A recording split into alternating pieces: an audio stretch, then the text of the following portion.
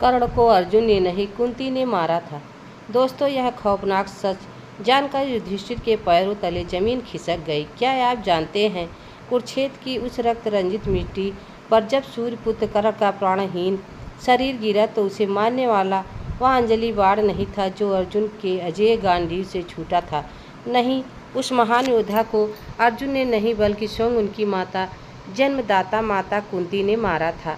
एक ऐसा रहस्य, एक ऐसा कड़वा सत्य जिसे सुनकर धर्मराज युधिष्ठिर के पैरों तले जमीन खिसक गई और वेदना में तड़पते हुए उन्होंने अपनी ही माता को एक ऐसा भयानक श्राप दे दिया जिसने युगों युगों के लिए संपूर्ण स्त्री जाति का भाग बदल कर रख दिया। आज हम महाभारत के उस अत्यंत मार्मिक और हृदय विदारक ध्यान पन्ने से पलटेंगे जो विधि के विधान और एक माँ के पश्चाताप के सबसे रुला देने वाली गाथा है। आज जानेंगे कि कैसे अर्जुन के बाणों से बहुत पहले माता कुंती के मौन के ने कर्ण का वध कर दिया था और क्यों पांडव अपने जीवन की सबसे बड़ी जीत के दिन ही फूट फूट कर रो पड़े। यह कथा केवल एक योद्धा के पतन की नहीं बल्कि धर्म कर्म प्रतिशोध के उस चक्र की है जो आज भी हमें बहुत कुछ सिखाता है। महाभारत का महासफर समाप्त हो चुका था। कुरुक्षेत्र की उस रक्त रंजित मिट्टी पर अजय सूरवीर दानवीर सूर्यपुत्र कर्ण मृत्यु की चिर निद्रा में सो चुके थे। चारों ओर पांडवों की विजय का शंखनाद अवश्य गूंज रहा था, परंतु वायु में एक गहरा शोक भी व्याप्त था। अर्जुन के गांडीव से निकले बाण ने केवल अंगराज का भौतिक शरीर को भेदा था। सत्य तो यह है कि उनके पतन की नींव बहुत पहले ही रखी जा चुकी थी। युद्ध की समाप्ति के पश्चात जब गंगा तट पर सभी मृतक योद्धा का अंतिम तर्पण और श्राद्ध कर्म किया जा रहा था, तभी ऐसा दृश्य उत्पन्न हुआ जिसने सृष्टि की आत्मा को झकझोर दिया। माता कुंती को अब तक अपने सबसे बड़े रहस्य को हृदय में दबाई थी, उनके धैर्य का बाँध टूट गया। अपने ज्येष्ठ पुत्र कर्ण के बिना इस विजय को देखकर उनका मातृत्व हाहाकार कर उठा और वे विलाप करने लगी। अश्रुपूर्ण नेत्रों और कांपते हुए स्वर के साथ माता कुंती भारी कदमों से धर्मराज युधिष्ठिर के समीप पहुंची। उनका कंठ रुधा हुआ था। उन्होंने रुदन करते हुए कहा, पुत्र युधिष्ठिर, तुम कौरवों और अन्य योद्धाओं का तर्पण कर रहे हो, परंतु उस महान शूरवीर को कैसे भूल गए? जाओ, पुत्र अंगराज कर्ण को श्रद्धांजलि दो। यह सुनकर युधिष्ठिर ठिठक गए। उनके मस्तिष्क में विचारों का तूफान टूटने लगा। उन्होंने आश्चर्य से पूछा, माता, आप यह क्या कह रही हैं?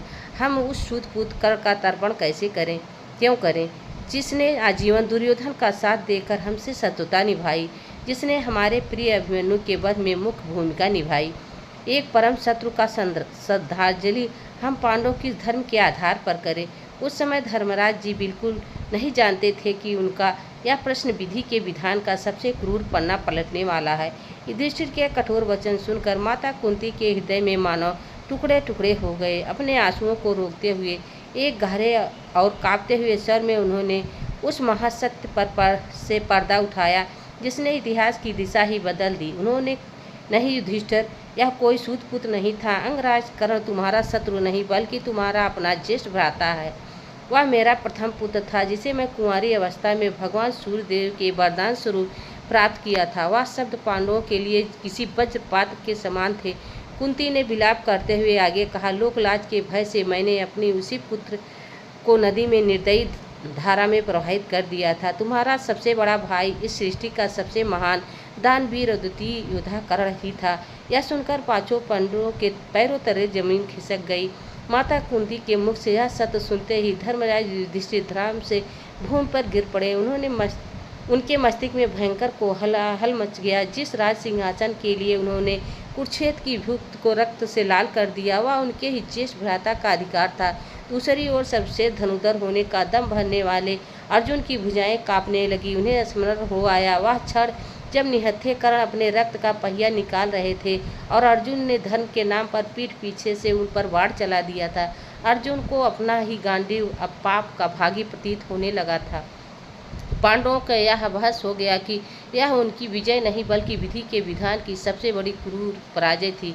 उनकी रोम रोम अपराधों से जलने लगा। धर्मराज युधिष्ठिर की आंखों से अश्रुओं की धारा बह रही थी, परंतु उन अश्रुओं में अब सुख से अधिक अपना माता के प्रति भयंकर क्षोभ और क्रोध था और कांपते हुए ओठों और रूधे हुए कंठ चीत्कार कर उठे, यह आपने क्या किया माता? केवल अपने खोखले सम्मान और लोक लज्जा के कारण आपने इतना बड़ा सत्य छिपाए रखा। आपने इस मौन ने आज हमारे ही ज्येष्ठ भ्राता का वध करवा दिया। युधिष्ठिर का रोम रोम पीड़ा से जल रहा था। उन्होंने आगे कहा, यदि आपने यह महासत्य पहले बता दिया होता तो हम पांडव कभी भी कुरुक्षेत्र के युद्ध में शस्त्र न उठाते। हम अपने भ्राता कर्ण के चरणों में संपूर्ण साम्राज्य और त्रिलोक की संपत्ति अर्पित कर देते। माता, आपने हमें भ्रातृ हत्या जैसे घोर पाप का भागीदार बना दिया। भ्रातृ हत्या के उस असनी पीड़ा और महाग्लानि से धर्मराज युधिष्ठिर का धैर्य टूट गया। उनका हृदय चित्कार कर उठा। जिस युधिष्ठिर ने जीवन भर केवल धर्म का आचरण किया, आज उसी धर्मराज वेदना की चरम सीमा पर एक भयंकर श्राप निकल पड़ा। उन्होंने अश्रुपूर्ण नेत्रों से माता कुंती की ओर देखा, रुदन करते हुए कहा, हे माता, आपके इस रहस्य ने हमारे पूरे कुल को महापाप में धकेल दिया। आज मैं पांडव पुत्र युधिष्ठिर धर्म और प्रकृति की साक्षी मानकर यह घोषणा करता हूँ। इतना कहते ही आसमान से बिजलियां कड़क उठी। उन्होंने भारी स्वर में कहा, आज से मैं संपूर्ण स्त्री जात को श्राप देता हूँ कि भविष्य में कोई भी स्त्री चाहकर भी अपने हृदय में कोई भी रहस्य, कोई भी बात कभी छिपा नहीं पाएगी। यह श्राप युगों से अमर हो गया। सत्य तो यह था कि कुरुक्षेत्र के रण में अर्जुन का बाण केवल निमित्त मात्र था। अंगराज काल का वास्तविक वध तो उसी दिन हो गया था जब माता कुंती युद्ध से पूर्व उनसे भिक्षा मांगने गई थी। एक माता ने अपने ही ज्येष्ठ पुत्र से उनके अजेय होने का अधिकार छीन लिया था। महादानी कर्ण अपनी माता को वचन दिया था कि अर्जुन को छोड़कर वह किसी अन्य पांडव का वध नहीं करेंगे और अपने अमोघ अस्त्र का प्रयोग केवल एक ही बार करेंगे। जिस योद्धा ने आजीवन केवल तिरस्कार और अपमान सहा, उसने अपनी उसी माता को अपने प्राणों की आहूत दे दी। कर्ण को अर्जुन के बाणों से नहीं बल्कि एक माँ के उसी स्वार्थपूर्ण वचन और जन्म से मिले एकाकीपन ने मारा था। अंगराज कर्ण का जीवन केवल एक शूरवीर की गाथा नहीं बल्कि धर्म और त्याग की वह पराकाष्ठा है जिसकी मिसाल तीनों लोकों में नहीं मिलती। जिस माता ने जन्म देते ही उन्हें त्याग दिया, जिसने आजीवन उन्हें सूत पुत्र के भयंकर तिरस्कार की अग्नि में उन्हें जलने के लिए छोड़ दिया, उसी माता के समक्ष कर्ण ने भिक्षा देते समय एक क्षण भी संकोच नहीं किया। वे जानते थे कि उनकी माता केवल अपने अन्य पुत्रों के प्राणों की रक्षा हेतु आई हैं। फिर भी उस महादानी ने हंसते हुए अपने प्राणों का संकट मोल ले लिया। इतना ही नहीं, देवराज इंद्र को भी अपना मोह कवच कुंडल दान कर दिया।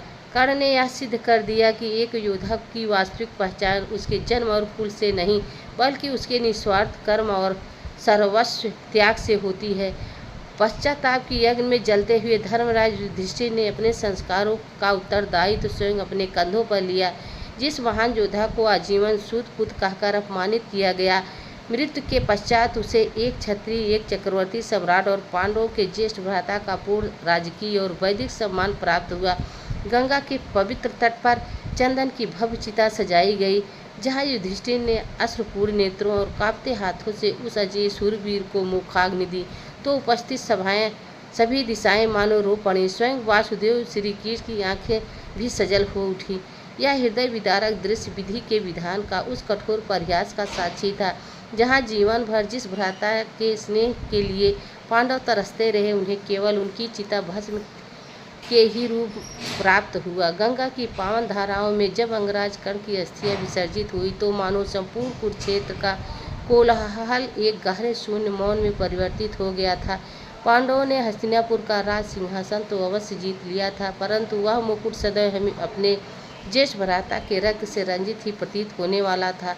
यह विधि का विधान ही तो था कि जो सूर्यपुत्र संपूर्ण पृथ्वी पर राज करने का अधिकारी था, उसे आजीवन केवल तिरस्कार और एकीपन ही प्राप्त हुआ। किंतु अपने मृत्यु से कर्ण ने यह सिद्ध कर दिया कि एक सच्चा योद्धा शस्त्रों से नहीं बल्कि अपने अडिग धर्म, वचनबद्धता और त्याग से अजेय बनता है। अर्जुन के कुरुक्षेत्र अवश्य जीता, परंतु दानवीर कर्ण मृत्यु को गले लगाकर भी अनंत काल के लिए अमर हो गए। दोस्तों, क्या सत्य को छिपाना गलत है? यह कहानी हमें सोचने पर विवश कर देता है कि माता कुंती के केवल उस एक मौन ने पूरे कुरुवंश को कुछ पश्चाताप नहीं की अग्नि में धकेल दिया। तो क्या कुरुक्षेत्र का वह महाविनाश कभी होता? क्या इतिहास कर्ण को एक अलग दृष्टिकोण से देखता? एक ऐसा योद्धा जिसने अपने जन्म से लेकर मृत्यु तक केवल त्याग किया, क्या वह केवल एक नियमिति का पत्र था? दोस्तों यह वीडियो आप सबको कैसी लगी कमेंट में ज़रूर बताना। चैनल पर नए हो तो लाइक सब्सक्राइब जरूर करना। तब तक के लिए राधे राधे, जय श्री कृष्ण, धन्यवाद।